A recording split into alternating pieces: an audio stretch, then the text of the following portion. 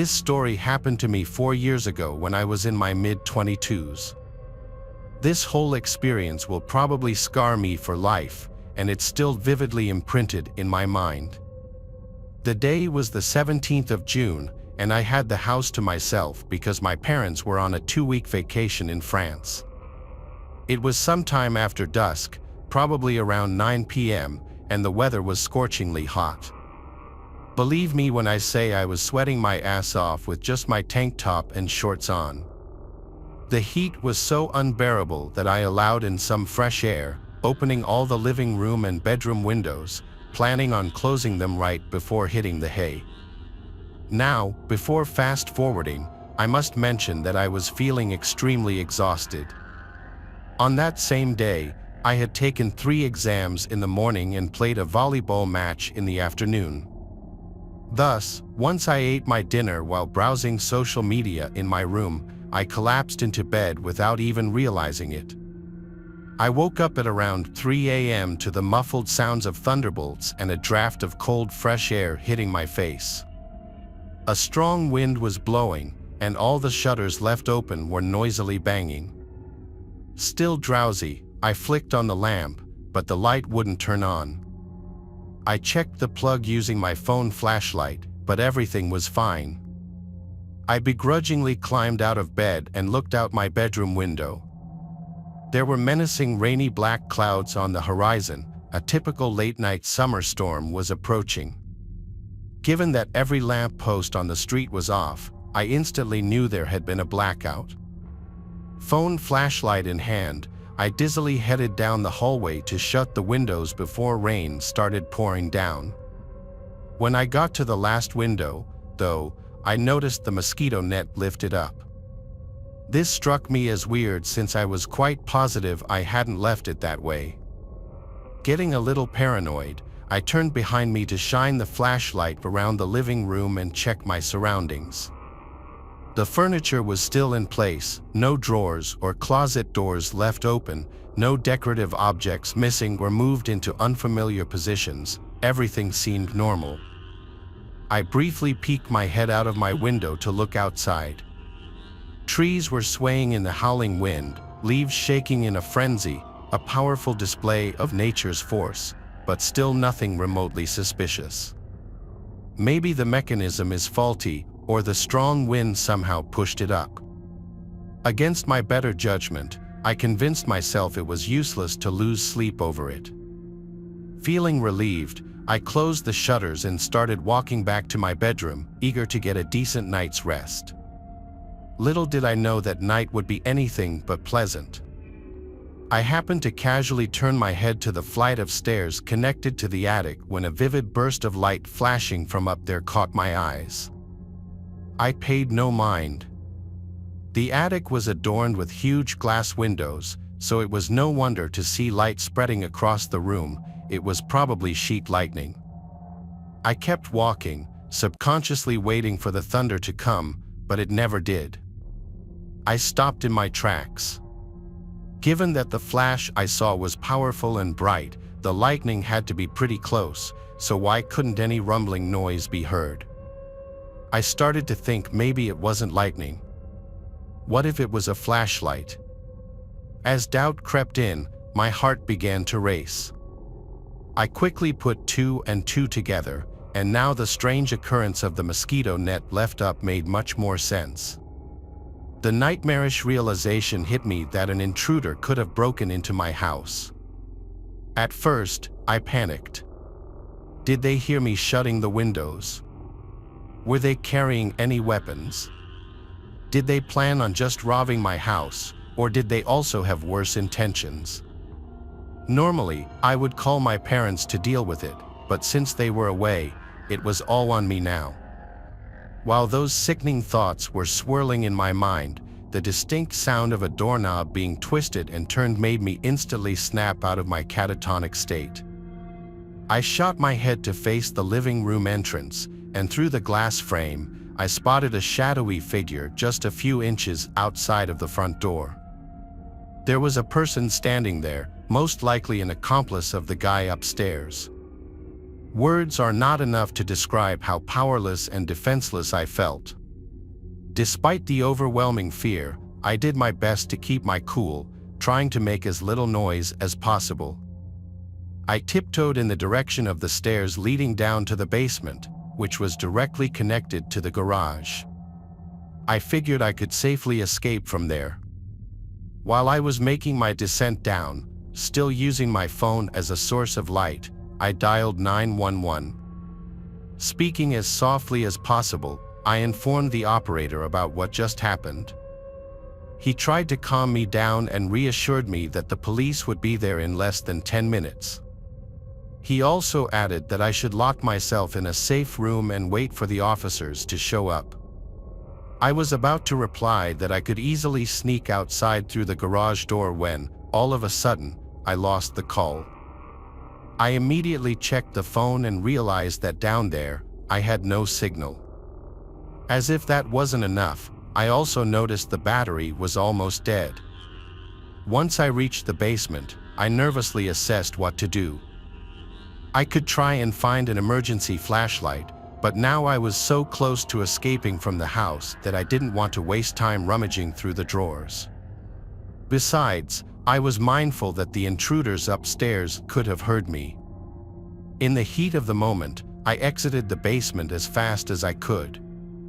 Nonetheless, while making my way towards the garage door, I got a feeling in my gut telling me I was being watched. I don't even know why, maybe my sixth sense had picked up on something, but I pointed my phone to illuminate the back seats of my car. And there he was, a man's face stuck to the rearview mirror. A disgusting, revolting face with dead, bulging wide eyes and a malicious yellowish grin spreading across its cheeks. He kept staring at me so intently it almost looked like he was piercing into my soul. He slid his dirty hand against the glass, waving me hello in an unnaturally slow motion. At that point, it happened. My phone battery died, turning off the flashlight and leaving me in total darkness. I felt my heart in my throat. I had never been more scared in my entire life. My whole body was quivering and shaking in fear. When I heard the car door opening, I lost it. I screamed. I screamed like a little girl as I somehow managed to unlock the garage door and bolt outside, climbing up the driveway ramp. By that time, heavy rain had started pouring down. I hopped over the gate and ran to the nearest house, yelling like a lunatic for the neighbors to rush outside. They came out in shock, and I explained to them the whole situation, almost out of breath and soaking wet. In the meantime, I heard sirens in the distance. 2 police cars rolled down the street, and I practically ran into the officers' arms, screaming that there were 3 strangers in my house. 4 agents went into my house, guns drawn, while another one took my description of the events. Those 3 men were all gone, though, and to this day, I don't think they've ever been caught. Some antiques which held some value were stolen, however, I must say it was no big deal for my family. For the remainder of the night, I couldn't sleep at all. I kept tossing and turning, jumping at the slightest sounds, ruminating relentlessly on the horrific experience. But I kid you not, another chilling surprise was lying in wait.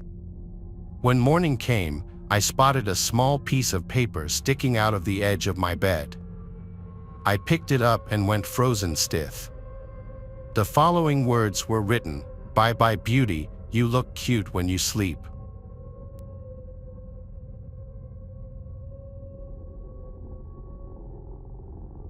Way back when I was a teenager, my friend's house was broken into. My mom was out of town, and I was at my friend Acer's house. We lived in a middle-class to upper-class neighborhood in the suburbs. Nothing super fancy, just a pretty average American home. All the houses looked similar in design, and they all had the same cookie-cutter, average-sized yard. Friend Acer lived right down the street, and I wanted to hang out over there and sleep over because I didn't like to stay home alone at night, and my mom wasn't really sure if I was ready for it yet either. Quite frankly, I was 11 years old, and I was a pretty shy and timid kid that was always sucked into the Xbox. I didn't play sports, and my dad wasn't in the picture very much. I was kind of a mama's boy, as embarrassing as that is to admit, but it's the truth. I was scared to stay home alone for a whole night. It was okay, though, because Acer's parents let me sleep over. Acer's parents, Beck and Irina, were really cool. It was a Saturday night, and they were also having company over. They were grilling out and having some drinks by the fire while Acer and I and a few of his younger cousins ran around the yard, playing catch, jumping on the trampoline, and swimming in their pool. After a few hours of being kids and bouncing off the walls, we grew tired, so we hung out inside for a bit. Then eventually, we made our way outside for an hour or so to hang out with the adults until our curfew came up. I would say around 11 o'clock, his parents made us go inside to get ready for bed. They put a movie on for all of us kids in the basement, and we set up a bunch of sleeping bags. We were watching some random movie, I don't remember what it was, but after a while, I fell asleep. I'm a light sleeper, so it wasn't a surprise when I woke up to one of the doors creeping open in the basement, along with some heavy footsteps, which sounded like they were coming from the stairs. I lifted my head up to see what was going on, but I couldn't see much. It was really dark down there, and I figured it was one of Acer's little cousins maybe just using the restroom or something, so I laid back down. I rolled over and went back to sleep, but within a matter of minutes, I woke to a pounding sound. I couldn't tell what the banging noise was, but I could tell it was coming from behind us, towards the stairs. Acer's basement was a decent size, and we were in the living room part of it, but on the other side, there was a bar and like 3 bedrooms and a bathroom. I thought the noise was coming from downstairs, but I wasn't totally sure. I thought that it might have been one of the adults and that maybe they were just grabbing something from downstairs, so I tried to close my eyes again. It was really dark down there, and I didn't expect it to be a stranger either. That, or I thought that maybe one of the adults went to the restroom as well. I didn't have a phone, so I couldn't check the time or get a hold of anyone. I wasn't really sure I needed to anyways. I sat and listened for a while, though, and I couldn't hear the adults outside partying anymore. Maybe they were done for the night and coming in to check on us, I thought. You remember when you were a kid and thought there were monsters under your bed or in the closet? That fear you would feel, but deep down, you knew there was nothing to be scared about because you knew it wasn't real. Kind of felt like that. I went back to sleep one more time, but this time, what happened was far more disturbing than the previous times I'd been woken up. I woke up to a man on top of me, shaking me and trying to grab me. Other kids and Acer all ran to get the adults for help. I put up a fight, but eventually, the strange man grabbed me full on and started to run. I was being kidnapped. I did everything I could to try to get away, kicking, biting, scratching, and I even tried to dig my fingers through the man's eyes, but nothing was working. I was hopeless. That is, until Acer's dad chased him down and hit him in the head with a fire extinguisher. We both fell straight to the ground on the sidewalk, and I hit my head on the cement. Somehow, the man managed to stand up and run away, and since he had a mask on, we had no way of identifying him. I wonder if things would have ended differently had the other adults been there still. Maybe they would have chased the man down and beat his ass, and he would have got arrested, and I could actually sleep at night.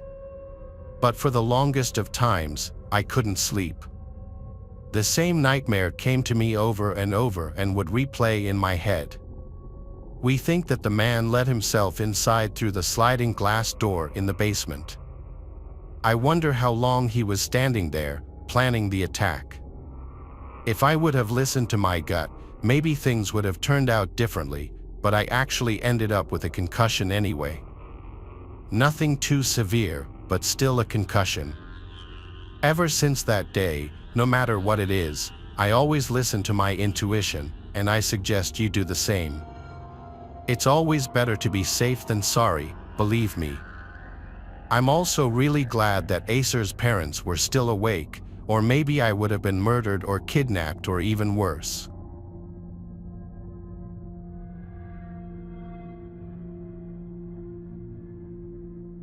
It all started on a rainy night. My dad had wanted me to babysit my little brothers while he went to the bar to play pool and drink. I'd gotten them to settle down for the night and I decided to go order some food and chill, playing some CS while I waited. About 30 minutes had gone by and I was wondering why the hell my food was taking so long. I finally heard a knock on my door and there was a rough-looking man who said he had my food. I tipped him and he went on his way. I closed the door and walked back to my computer, completely forgetting to lock it. If one of my protective friends hadn't said something while we were gaming, things might have gone a lot worse. Them asking to make sure I locked the door was a potential life-saving question, because in fact, I had completely forgotten to lock the door. To me, it wasn't the biggest deal at the time, but I'm glad they said something and you'll see why here in a minute. I checked on the door to make sure it was locked, and of course, it wasn't. So I locked the door real quick and went back to gaming. My computer, by the way, was in my living room, and to the right of me was my kitchen. In the kitchen, there was a giant bay window facing directly into where I was sitting and gaming. I started eating my food while gaming, and I heard my front door knob jiggle. I thought maybe I was just scared and hallucinating it since I was home alone and my brothers were asleep in bed, until my dog started barking at the front door. That was the exact moment I realized that something bad was happening. Whoever was there started banging and rattling the door handle. Freaked out, I ducked under the counter beside me, called my dad, and then called 911. While I was on the phone, my little brothers ran out of their room screaming that someone was standing outside their bedroom window, pointing towards the lock, and smiling and waving at them, trying to get them to open it for him. I completely lost it and started crying, but I had to hide my brothers in my room, in my closet, and I told them to not come out at all. I thought he was going to try the back door next, which was a glass door that he could have easily rocked back and forth to get the lock loose or even just shattered the door completely.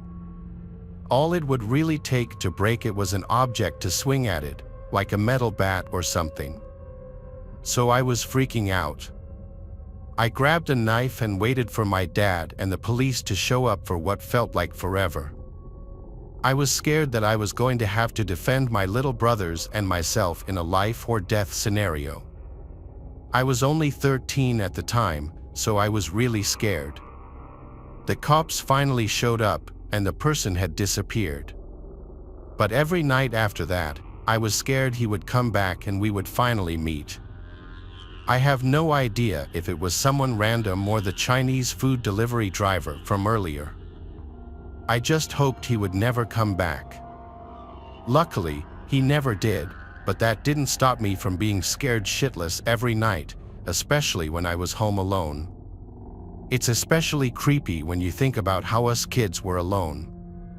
I think he knew that and he was trying to prey on us, but luckily he gave up.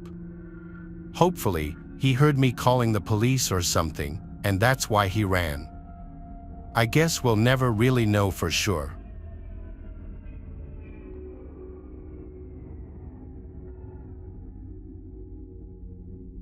It's all too hard to say, but I've been thinking about it non-stop for a while now, and I'm still paranoid. This happened in August of last year. I had taken a week off from work for a staycation at home. I had been living alone for the past few months after my roommate moved out, but I'd been working too much to really enjoy the space and freedom of living alone. This week was supposed to be my relaxing, me time that I never got to have. Unfortunately, it could not have been further from that. It was my second day off, and I was just chilling, watching TV, eating nice home-cooked meals, all of that kind of stuff, when I heard someone walk up to my front porch. It was midday, so I thought maybe the mailman or just some solicitor. But as I stayed sitting on the couch for a few minutes, I realized they still hadn't knocked or rang the doorbell. I never heard them walk away, so it got me curious. I got up and went over to the door to look out the peephole. Sure enough, someone was still on my porch. It was a man looking to be in his mid-30s, wearing a light sweatshirt and black jeans. He wasn't in front of the door, though. He was off to the side, looking around like he was searching for something. I thought of opening the door, but I was too nervous to confront him, so I just watched. After 40 seconds, the guy walked away quickly and got into a parked car on the road by my neighbor's house. Once I saw him drive away, I went out to investigate. Everything looked normal to me, at least everything in the area the man was looking around. I went back inside and mostly forgot about it. Within the hour, I took a nap, then made dinner a few hours later, and finally turned on a movie to finish off the night with. Sometime in the middle of it, there was a knock at the door. I paused the movie and went to see who it was. It was that man from earlier, this time standing in front of the door and seeming to be waiting for me to answer. I cracked the door open just enough to talk through. "Hey, I was hoping you'd help me out with something."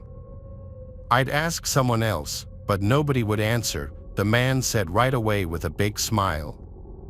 "What do you need?" I asked. He went on to tell me this elaborate story about his car. Breaking down right next to my house, he pointed at it, and I immediately knew it was the same car I saw him drive away in earlier. Then he said all he needed was to use my phone to make a quick call. Knowing this was some sort of scam or something, I denied him right away and closed the door. I then looked through the peephole to make sure he left, but he didn't. His face grew excessively angry, and he banged on the door again. I yelled through the door that I'd call the cops if he didn't leave. He stood and thought for a moment, then hurried off, but not to his car. He walked around to the left side of the house. Fearing this was going to escalate, I dialed 911 and told them about the situation. Thank God I did, because not even a minute later, a sudden crash came from the dining room. I ran over to see what it was and saw that he'd smashed the window and was crawling through it. I tried to run for the garage to get in my car, but the man was quick, chasing me down half the house before grabbing me and holding me still. I fought back, kicking and punching, but he completely overpowered me. He told me through his clenched jaw to be quiet and insisted that I stop fighting while he dragged me to the front door and opened it. Once I knew what he was doing, I only started fighting harder. As he tried to bring me closer to his car, someone walking their dog on the other side of the road saw us and came running over. Before he even reached us, the man let go of me and sprinted to his car and drove away. It all happened so fast. Once the police arrived, they helped calm me down and got all the information I could give them. Apparently, it wasn't enough, though. He was never found.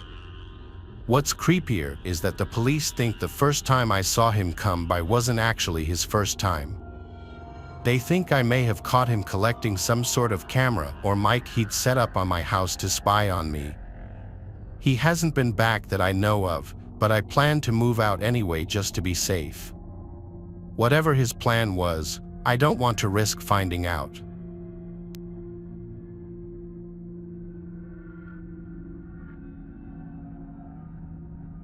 I live in a townhome in the middle of a relatively small city. It's very small and outdated, but I live alone, so it's the best I can afford. I worked late this night, getting home sometime around 8 or 9. pulling up my shared driveway, I noticed the townhome connected to mine had its front door wide open. All the lights in the house were off, though, which made me think they must have accidentally left it open and then gone to sleep. I made fun of them in my head and went inside my house, not thinking much else about it. I got out some frosted flakes and ate while watching Netflix, then forced myself to go to bed because I had to be up early for my morning shift tomorrow. Going to my bedroom, which happened to have a connecting wall to my neighbors, I heard a few thumps come from inside their place. My neighbors usually don't make any noise, so hearing anything from them was a rare occurrence. I just hoped they wouldn't keep me up and turned off the lights and hopped in bed. I laid there with my eyes closed for several minutes, trying to drift into sleep when the most terrifying sound instantly shook me up, my front door being smashed in. It was a single violent hit. I jumped out of bed and ran into the hallway. There was wood debris all over the floor, and the front door was wide open. But whoever did it must have been moving quickly because they weren't there. I heard some footsteps running through the living room, and at this point, I could tell there was more than one person. I tried to run back to my bedroom, but a man screamed at me to stop. I turned to face two large men, both wearing masks and hoodies. One was holding a baseball bat, and the other held some sort of metal ramming tool, which must have been used to bust open the door. This next part was chaotic as they yelled commands at me and forced me to the ground. I didn't even try to fight back because I knew it would only put me in more danger. One of them held me down aggressively, pressing my head on the floor, while the other went around the house and shoved stuff in his backpack.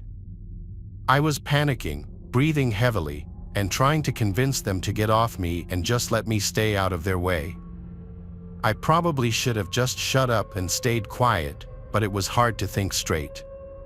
Somewhere around 2 to 3 minutes in, the man that was grabbing stuff came running back to the hallway, yelling at me and the other guy about something outside. The man got off me and ran over to the window. Then they both came running back and pushed me down as I was trying to get up. They looked full of rage as they started attacking and threatening me before trying to run out the back door, but they were too late. For cops had surrounded the house, and seconds later, they forced the men to give up. As it turns out, the men broke into my neighbor's townhome too. They weren't home at the time, but when they pulled in, they immediately called the cops, which was how they were able to help me. The two men turned out to be just regular guys trying to make some quick money. Aside from the smashed front door and a few bruises, I was all right.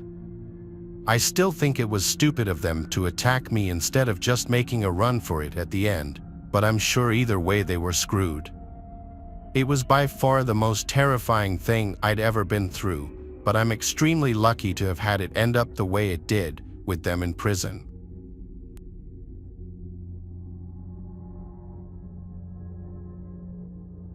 Thanks for watching the video. Subscribe to the channel and turn on notifications to watch the latest videos.